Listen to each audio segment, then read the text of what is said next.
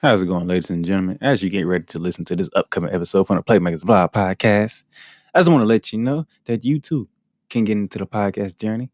It's very simple, it's very easy. All you got to do is jump on Anchor, the one-stop shop for recording, hosting, and distributing your podcast. It is 100% free and easy to use. And even with Anchor, you can get great sponsors who want to advertise your podcast. That means you can get paid for your podcast right away from Jump Street. So in fact, reading this ad is what I'm doing right now. So if you had the time, if you had the wood and determination and the dream to be a podcaster, what you waiting for? Jump on it. Anchor is the way to go.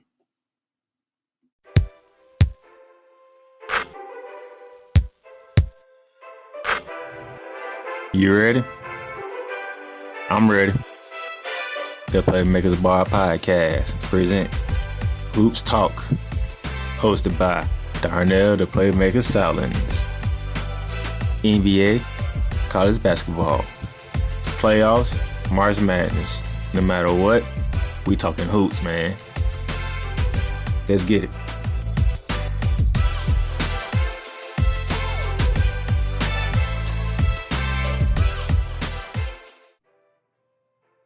Ladies and gentlemen, what's going on?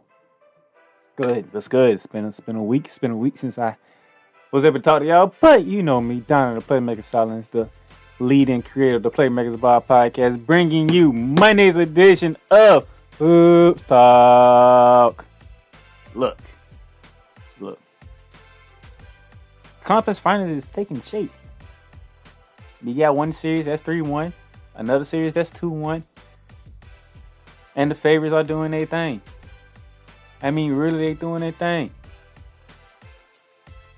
And you know, the Western Conference Finals, it's not looking good for the Clippers. But I ain't gonna hop on them just yet. Not just yet, because they have a game tonight. We're gonna focus on the Eastern Conference Finals, where the Milwaukee Bucks have a 2-1 lead over the Atlanta Hawks after winning Game 3 last night. In doing so, they overcame an early 15-point deficit to do it. And a certain player showed up in the series, finally. Chris Middleton finally showed up in this damn series. It's about time. It took you 3 games to do it. 113-102, Milwaukee took Game 3 in the ATL. Chris Middleton had a game-high 38 points, 11 boards, and 7 assists. Giannis Antetokounmpo, 33 points, 11 boards. He's doing what he's been doing. This time, you ain't get much production from Lopez, 10 points.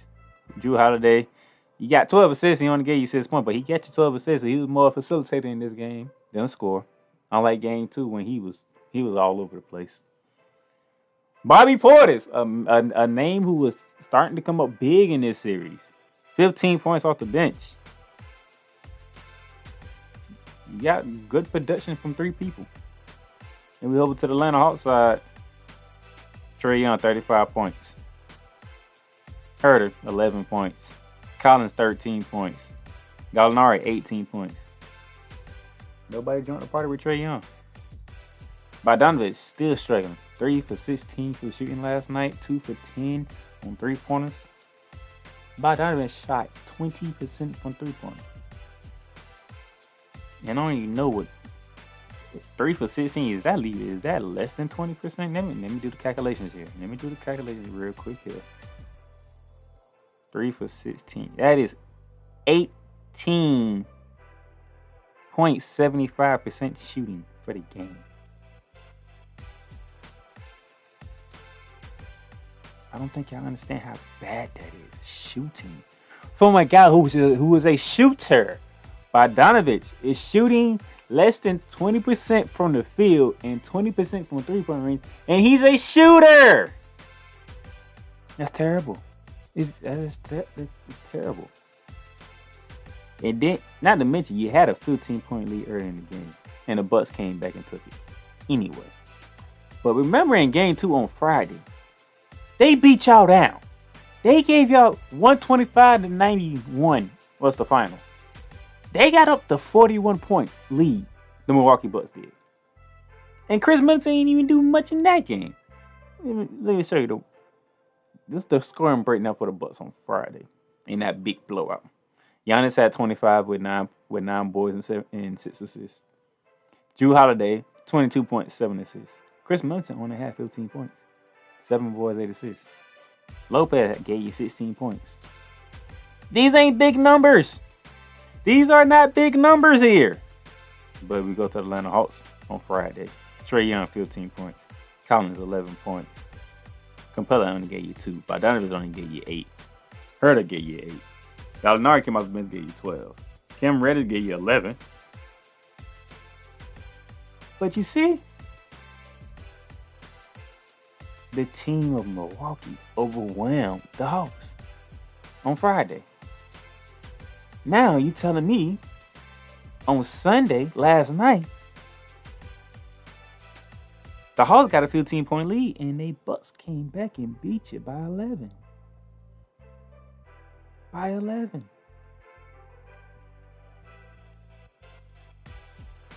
So that means that is a 26-point turnaround from when you up 15 to lose by 11? 26-point turnaround? 26-point turnaround. And look, Giannis and Middleton combined for 71 points. Both of them by themselves almost outscored Trae Young. Trae Young only outscored Giannis by 2 points. Nobody joined the party for Atlanta. Nobody has joined the party for Atlanta. You stole game 1. And I literally meant that. Y'all stole game 1 because Milwaukee had that game under control. And y'all came back and took it. Game 2, they responded by beating the brakes off y'all. And then game 3, you had a 15-point lead. And they came back and they took it by 11. Because Chris Middleton showed up. Now, Chris Middleton showed up. Jrue Holiday did his thing in game 2. Giannis been doing Giannis things in the playoffs, so that's nothing new. Game 2, Lopez was on from 3. Bobby Portis is now coming off the bench and putting in work. Nate McMillan, what you going? Nate McMillan, you didn't play nobody else besides Lou Williams, Solomon Hill, Angungala, and Danilo Gallinari. You might have to pay Cam Reddish more. And I don't even like saying that. But Cam Reddish gave you 11 in game 2, even though it was a blowout. You might need to play another. You might need another score. You might need Cam Reddish now. This might be the time for Cam Reddish to get on the court and get some playing time. This just might be. Just might. Now, I know he hasn't played a lot this season. He's been out since February.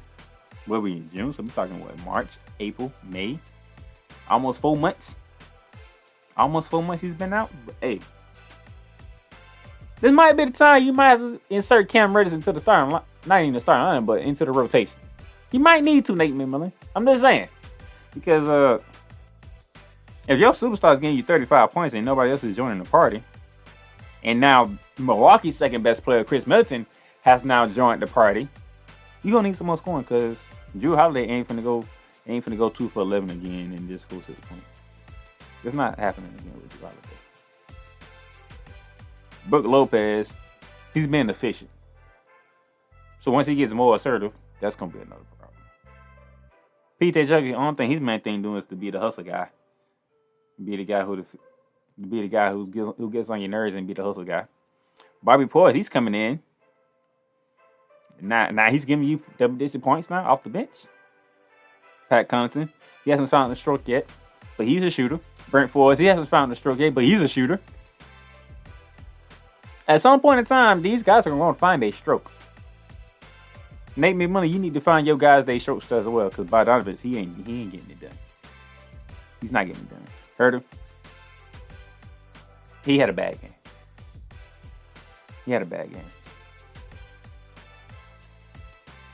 Sweet Lou, he ain't the same no more. He's not. Sweet Lou is not the same no more. He's not that guy that's going to come out. He's not that guy that's going to be a scorer. He's not.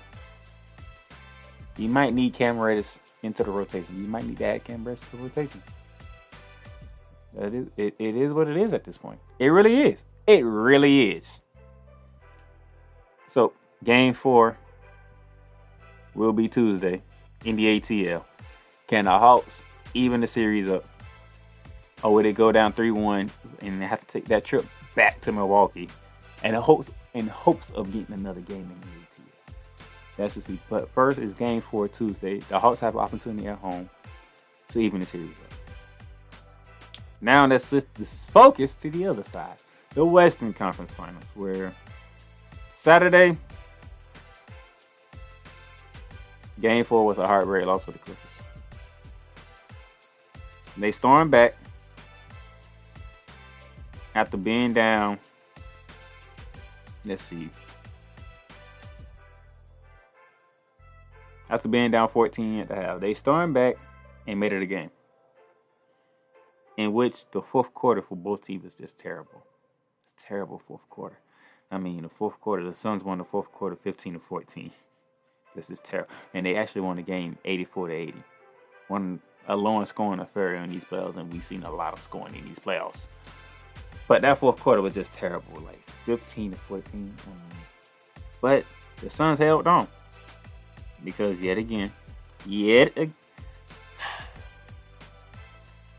Paul George.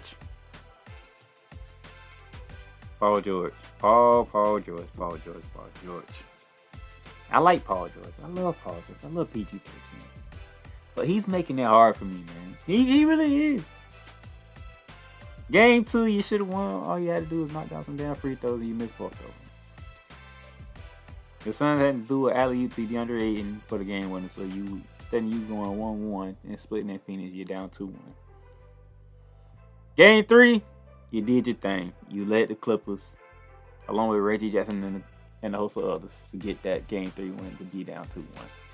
Game 4, you have an opportunity to cut into the lead and make it 1. You miss the front end of your free throws. You miss the first of your 2 free throws. You made the second, but you missed the first one, was made it a 2-point game. Chris Paul gets fouled. He knocks them both down.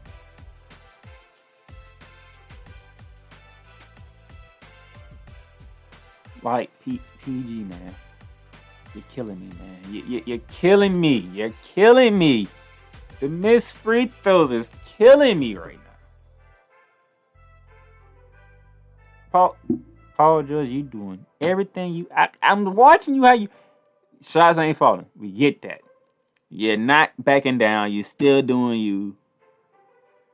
But the missed free throws is a killer, man. The missed free throws is a killer. This is 2 games and you miss free throws and it cost the Clippers. The argument can be made. This series could be 3-1 the Clippers way. If we being real, the argument can be made. It could be 3-1 Clippers, but it's 3-1 Suns because of missed free throws. Missed free throws. Missed free throws. And think about it. And y'all are this close without Kawhi Leonard. Without Kawhi Leonard. That is another problem within itself. Mike Green for ESPN, the Clippers organization, I keep calling it a knee sprain. The fans, us watching at home, we believe it's an ACL. So,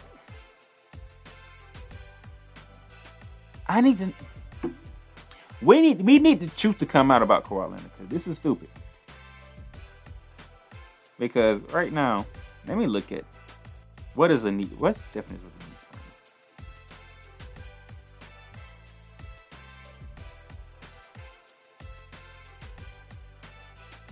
Because I need to break this down. So a knee sprain refers to a torn or oversaturated ligament, the tissue that holds bones together.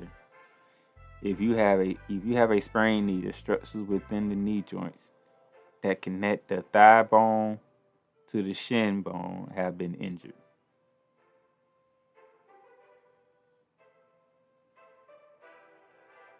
So, why should we looking at it? Everybody could be right. I think we using the terminology knee sprain to make it sound like it's not as bad as it seems.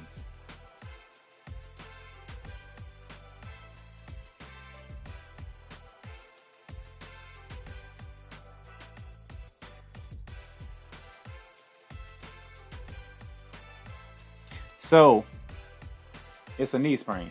We need a more definition of a knee sprain. Because we believe it's an ACL. We believe Kawhi Leonard might have torn his ACL. We believe the fans out here, us podcasters and us basketball fans out here, we believe he needs surgery. Because you missed the final 2 games of the Jazz series. You have missed all 4 games of this series, and you will be missing game 5 on tonight. That's 7 games you missed.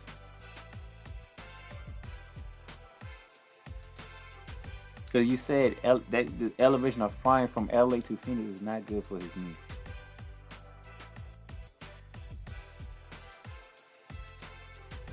Let's go ahead and say he tore his ACL. Because no matter what the injury is, the narrative stays the same. Kawhi Leonard, you're 0-2 as a Clipper. You're 0-2 as a Clipper. Now, before anybody, let me say this. I learned this from a guy by the name of Justin Owens. Love this man. This man is doing a great job within his business, making millions of dollars. He said something in one of his videos that will always stick with me. He said, "You can become unsuccessful for legitimate excuses." Let me say that again. You can become unsuccessful for legitimate excuses. Why do I bring this up? Kawhi Leonard came back home to LA to take over LA, to take the reins from LeBron James. LeBron James in the pandemic inside a bubble in Orlando helped lead the Lakers to an NBA title. This is like, I think, the 18th in the franchise, the 18th title in the franchise. Let me make sure I'm right. I don't want to be disrespectful to the great Magic Johnson, Shaquille O'Neal, and the late great Kobe Bryant. I want to make sure I'm right that they have 18 championships.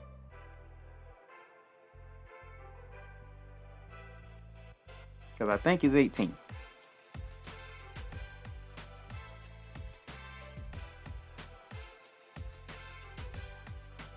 Let's see, 1, 2, 3, 4, 5, 6, 7. Actually, no, I'm right, 18. No, they have 17 championships. The Lakers have 17 championships. But Kawhi didn't want to join with LeBron. He wanted to go to the other LA team, and he wanted Paul George to come with him. But if he didn't get who he wanted, then he was going to join LeBron. But the overall message was he didn't want to join LeBron. He wants to take over LeBron. He wants to dominate LeBron. That's why he kept coming after LeBron, which Stephen A. likes to bring up on First Take. He chose to come after LeBron, not come with LeBron. It's a difference. Now, like I said, you can become unsuccessful for legitimate excuses. Legitimate excuses meaning he's in injury. Legitimate excuses mean something happened in the family. Legitimate excuses, something that people will understand and not think twice about because it's legit. But at the same time, you still can become unsuccessful, which means Kawhi Leonard, as the Los Angeles Clippers are down 3-1 to the Phoenix Suns. And best believe, I'm sitting here and tell you right now on this show, on Hoops Talk, he is not coming back on a 3-1 deficit to beat this Suns team. Devin Booker has a mentality of a Kobe Bryant. Is he Kobe Bryant? No. But he has the mindset of Kobe because he's been around Kobe. Before Kobe passed away, he's been around Kobe. So he know how Kobe thinks. He know how assassinated Kobe is. That's what he's trying to be now. That's what Devin Booker's trying to be. Chris Paul is finally healthy this late into the playoffs. Finally, Chris Paul is this happy. Matter of fact, what did I say? What was the quote from my man Justin Owens? You could become unsuccessful for legitimate excuses. Chris Paul is a prime example. How long Chris Paul been in the league? Chris Paul been in the league for a very long time, and yet he has never won a title. Why? Because he's always injured in the playoffs. He's either injured in the playoffs or the team is choking a 3-1 lead, which he didn't want to talk about with Ricky niggas, and I understand. Bad memory. You had a 3-1 lead with the Clippers, and you let Houston come back and take it. I get it. But guess what? Chris Paul's an example. Injuries in the playoffs, legit excuses, but guess what? You still don't have a title if you CP3. CP3 is healthy with the Phoenix Suns. He has a legit opportunity to actually win the title for once. Kawhi Leonard, a 2-time Finals MVP, a 2-time champion, is on the verge of being 0-2 with the Los Angeles Clippers because, one, in the bubble, you choked the 3-1 lead to the Denver Nuggets. And two, now you're injured in these playoffs. You haven't played what's finna be the last 7 games of the playoffs, and your team is down 3-1 and on the verge of getting knocked out the playoffs. Which makes you 0-2 while LeBron James already has a title in the Laker land with his name on it. And you trying to outdo LeBron. People might not want to hear this from me. They don't, but guess what? If you really think about it, it's the truth. You can become unsuccessful for legitimate excuse. You want to overthrow LeBron? You want to be the king of LA? Guess what? You have to win a title. Not only you have to win a title, you have to win another title because LeBron has won a title already. I'm sorry to put it like that, but guess what? It is what it is at this point. So as tonight, as the Clippers head back to the desert, the valley, which is the Phoenix, Arizona area,